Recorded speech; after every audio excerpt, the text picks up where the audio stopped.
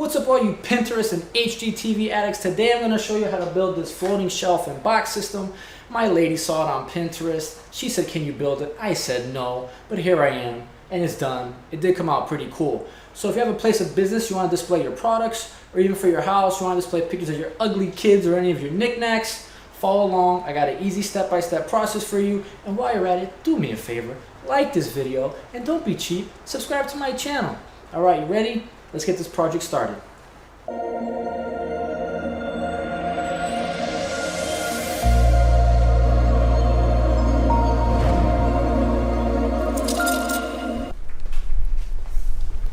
So for my project, I wanted 4 floating shelves.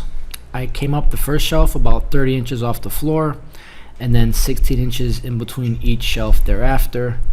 Now it's very important to draw perfectly level lines, because if not, you're going to see it from far. So make sure this step is not rushed and all your lines are perfectly lined, because this is where your shelves are going to go.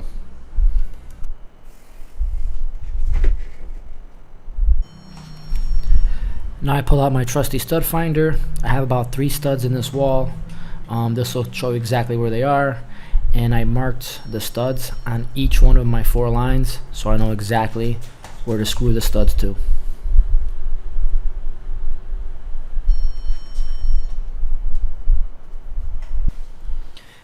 And as I said earlier, this particular run, each floating shelf is 40 inches, so these I pre-cut at my house. Now I'm just transferring the stud marks from the wall onto my floating shelves, if you will, so I can pre-drill them and put the screws in on the ground.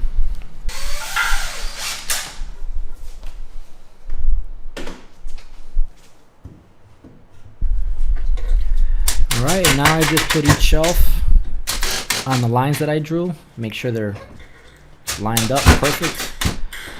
Screw in all your screws. Alright, once I had my 4 shelves screwed to the wall, I grabbed my second stud, got my square, make sure those tops were perfect, sides were perfect, and then I'll take my trim gun, put a couple trim nails in that bad boy.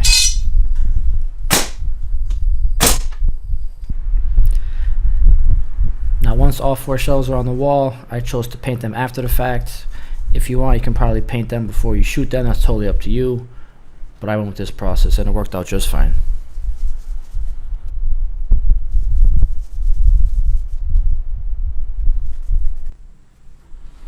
Alright, so now I'm cutting the tops of my floating shelves. These are just 1x4s.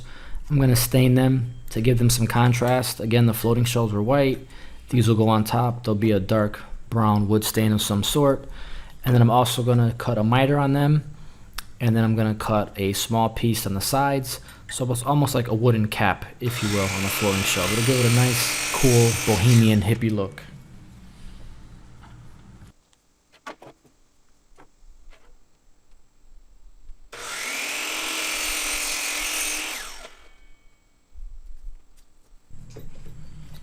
Alright, so now I put a little 2x4 on my tabletop and screwed it down. It kind of gives me the support to set the miter so it doesn't move around on me. And I'll be using my brad nailer with 1 1/4" brads. Brads hold real tight, perfect. So just putting some glue on this. Put glue on both sides of the miters. Alright, it's going to hold it nice and tight. Again, use your little jig that I put there. Definitely helps setting that miter. And then I'm going to put 4 brad nails in that bad boy. 2 on one side and 2 on the other.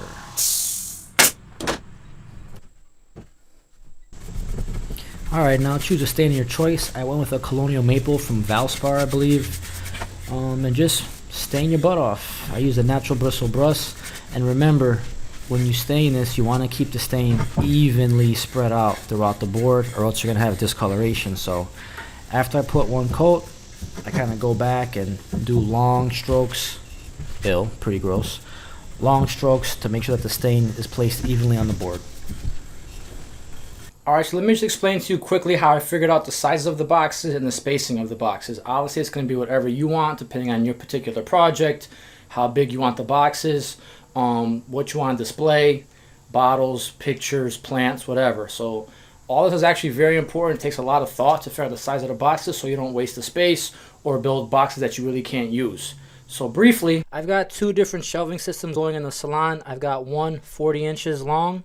My other one is 48 inches long. All right. This is not to scale. This is just to give me an idea of how to do my boxes. So what I did is I drew a line right in the middle, and obviously half of 40 is 20 and 20. Putting this line kind of gives you some symmetry. Just try to figure out size of the boxes and things of that nature. So this helps when you're trying to figure out the math. Obviously, I wanted that one main box in the middle, so that was my starting point, all right? So I made this one 8 inches by 30. This one's going to actually attach to 2 of the studs. And then I just kind of went around with it. I've got a long box here, 24 by 15. This one was 11 by 20. And see here, I put a spacing of 5 inches in between this box and that box. So you got to figure out what you need, all right? So like I said, if this half is 20 inches, I've got 11-inch width. That brings that down to 9, which gives me a 5-inch gap, and then 4 inches, if you will, on this half of this box. So it's kind of a little bit of a math problem, but the most important thing is, again, to figure out what you're actually showing, displaying, or trying to sell. What I actually did, I took a bunch of her little hair products, gels, conditioners, oils, all this crap that she uses. I actually figured out the sizes of them. So I would know the height to make the actual box on top of the stud itself. So some of the bottles were like 6 inches to 8 inches. So that's why I made sure that these boxes were at least 6 to 8 inches height. So just remember, the stud is going to be 3.5 inches. This is just a straight line, I understand. The stud is actually 3.5 inches plus the 3/4 1 by put on top. So this is 4.25 inches. All right. So then from the 4.25 inches, you figure how much height you want for the top product and how much height you want for the bottom. So I come up with a number of 20 right here. So 4.5, give or take, that's about 16 inches. So I have 8 inches for the bottom and 8 inches for the top. Plenty of space to hold her bottles, okay? And that's kind of it. You just did the same thing on the other side. This was a little bit longer at 48, so I made the same kind of boxes, just a little bit larger. I know that might be a little complicated to understand, but that's kind of the gist of it. And then what I did, this is more jibber jabber. I'm just showing you how the process works. So I took all these numbers for my boxes, and I actually made a little list right here. So for instance, 24 inches, I need 2 cuts. 15 inches, I need 2 cuts. This was 34, 2 cuts, and like 20 inches, I need 4 cuts. So I literally wrote down all of my cuts on this piece of paper. It ended up being like 80 cuts. This is crazy, right? And what you want to do to save wood is do all your largest cuts first. So I started with 36, then 32, 28, 20. And then you work your way down so you don't waste the actual wood. This is, pretty expensive. Wood's been very expensive since COVID, so you want to use all the wood as possible. And then when you have your little pieces left over, then you can kind of go around and knock off the 11 real quick, knock off the 15 real quick, or like the 8. You know what I'm saying? So do all your big cuts on your boards first, and then kind of work your way down. And that's what I did. Now, I'm pretty sure none of you wanted to see me cut boards for 1 hour. So like I said, I took my little list of my cuts, started from the biggest to the smallest, and I have all of my cuts right here. That's 40 boards. I'm doing, 10 boxes, 4 sides, 40 boards. All right, so here we are. And now to not get confused, after I cut every board, I put a number up in the corner that you won't see once I stain it and poly it. This is on the inside corner. This board is 13, 15 for example, and did that for all of them.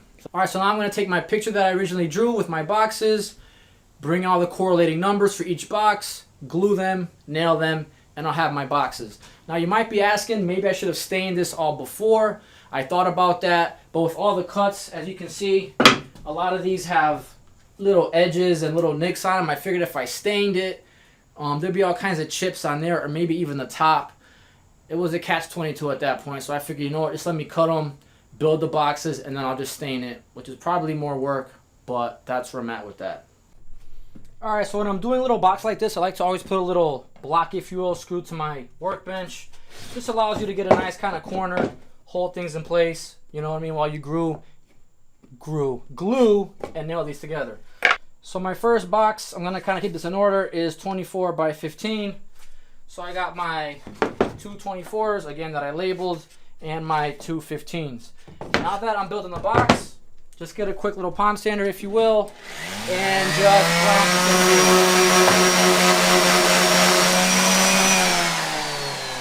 just like that. In 3 seconds, the 15's gone, all right? And do that for the rest of the boxes. You got your two boxes, right?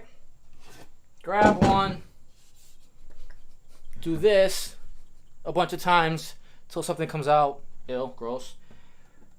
All right, put a little glue right there. If you have like a little, a small little paintbrush, you can use a paintbrush. I just kind of go like this. And then the next one's gonna be 15 right here, same thing. Shoot that bad boy. 1, 2, 3. All right, so I'll put 3 on one side and I'll put 2 on the other. It's just how I do it. If I got 1, 2, 3, I'm gonna put the other 2 in between those. Just kind of reinforces everything. All right, then you can slide your box up now. Line it up. And you shoot it. All right, so here's the first box. I gotta only build 314 more and then I'll be good. Once I do that, we'll stain it, poly it, move on to the next step. I'm gonna show you quickly how to properly stain these boxes. So you wanna do the inside first, all right? Depending on what color you want, you might wanna have it sit and then wipe it. I like the color as it is without wiping. I already did a couple of samples. So paint the bottom, run it, get your brush strokes nice and even, come back the other way, good finish. Then you rotate it. Same deal. Okay, back and forth, make sure you get it in the grains. I kind of lay it on a little sloppy like that. As long as you're going with the grain, you should be good. All right, and again, the last one long brush stroke, one in the middle, and then grab the end and just kind of flick it up. All right, that's gonna ensure even coverage. All right, so this bar is still clean, so you can grab it from here, rotate it back up, and now I like to do the sides. I'm just gonna use the side of the brush like this. This is still clean, so I can tilt it and just go straight down. Just like that, and then to the bottom. Everything done except the outsides now, right? So let's do this side first. Same thing, don't start at the top, you're gonna create a bleed mark. Start down here somewhere. Rub the stain, and then you could work your way up. See, and then run it.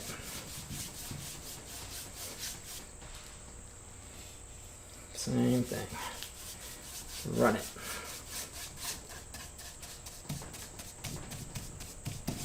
Okay. And then run your last strokes all the way up to create even stains.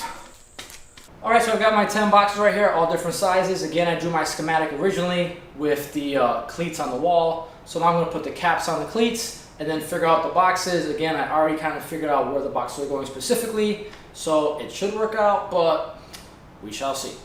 So like before, I did label these. I wanted them to be exact. This is number 3.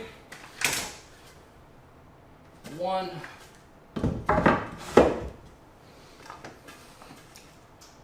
4. The 2 was 2. We got like 1.5 nails. A couple of quick pow-pows. Nothing crazy.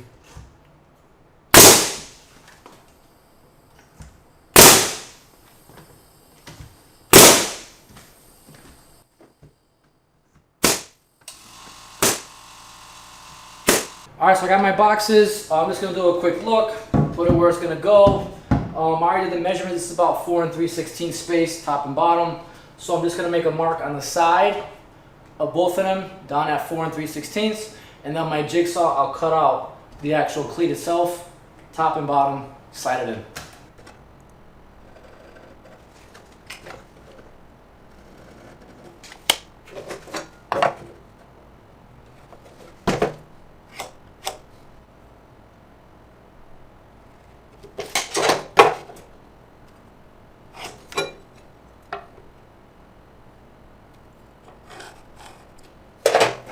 All right, so that's my first cut. I'm gonna do that on the other side, and then 2 more on the other side. All right.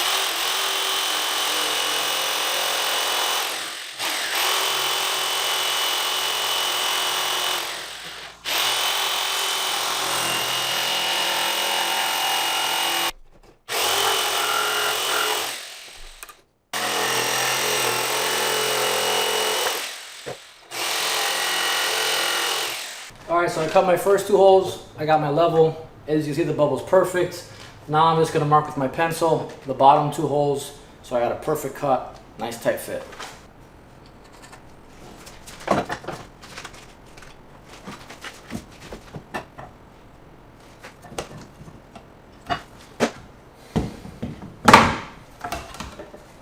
Take it off, got my marks, same thing, draw my squares, bada boom, bada bing.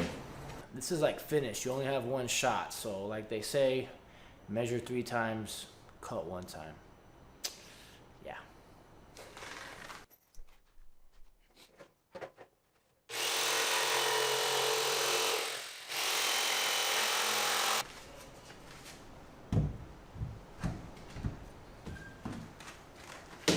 Looks pretty good.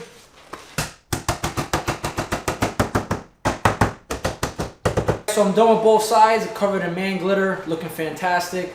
So obviously these are modular, you can slide them as you need them or take some out if you want to do different designs. And that's about it. A little bit of a process. It's actually a little more complex than you think, just trying to figure out the boxes, sizes, heights, and not making everything kind of all get back together. So that's wall 1, and I'll show you wall 2. And here we have wall 2, same thing. This was a little bit bigger run, 48 inches. Similar boxes, do what you want. You can slide them, take them out, whatever you need. And that's all she wrote, man. So you guys know the deal. For any DIY home renovations, Pinterest crap like this, and tool reviews, do me a favor, subscribe to my channel. Thanks for watching.